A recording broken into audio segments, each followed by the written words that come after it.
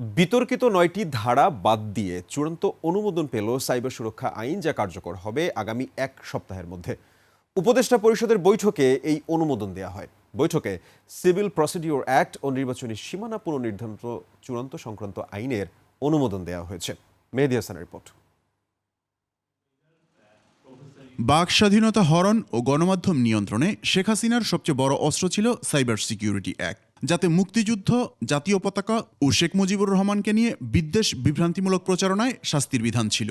এ ধরনের বিতর্কিত ৯টি ধারা বাদ দিয়ে মঙ্গলবার চূড়ান্ত অনুমোদন দেওয়া হলো সাইবার সুরক্ষা অধ্যাদেশ, যার গেজেট হবে এ সপ্তাহের মধ্যেই।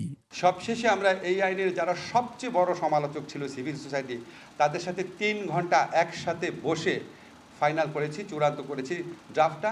আজকে এটা উপদেষ্টা পরিষদের মিটিংয়ে উঠেছিল, তারপর সেখানে একটা অ্যামেন্ডমেন্টের সাজেশন আসছে, সেটাও আমরা করবো বলে সিদ্ধান্ত নিয়েছি। এটাও আপনার জাস্ট আমাদের ল মিনিস্ট্রির ভেটিংয়ের পর গেজেট নোটিফিকেশন হবে, হয়তো আপনার এই সপ্তাহের মধ্যে এটা চূড়ান্তভাবে প্রয়োগ হয়ে যাবে। হয়রানিমূলক যত মামলা তার ৯৫%ই ছিল এই বিতর্কিত ৯ ধারায়, যেগুলো এখন বাতিল হয়ে যাবে। সর্বোচ্চ শাস্তি রাখা হয়েছে ২ বছর। এই ৯টা ধারায় ছিল কুখ্যাত ধারা, এই ধারাগুলোতে ৯৫% মামলা দায়ের হয়েছিল। এই মামলাগুলো এখন স্বয়ংক্রিয়ভাবে বাতিল হয়ে যাবে। জীবন অবাক না করলে কে করবে? ২৮% মিল্ক ফ্যাটের অবাক করার সাথে ফ্রেশ মিল্ক পাউডার। জীবন অবাক করুক প্রতিদিন। সিপিসির চূড়ান্ত অনুমোদন হওয়ায় এখন দেওয়ানি মামলার নিষ্পত্তির সময় অর্ধেকে নেমে আসবে।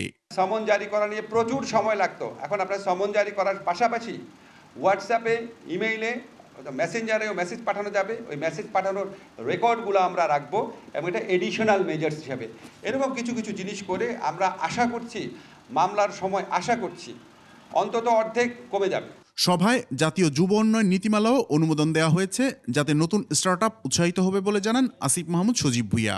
সমস্যা নিয়ে নিরন্তর গবেষণা পরিচালনা। মেহেদী হাসান, ২১ টেলিভিশন, ঢাকা।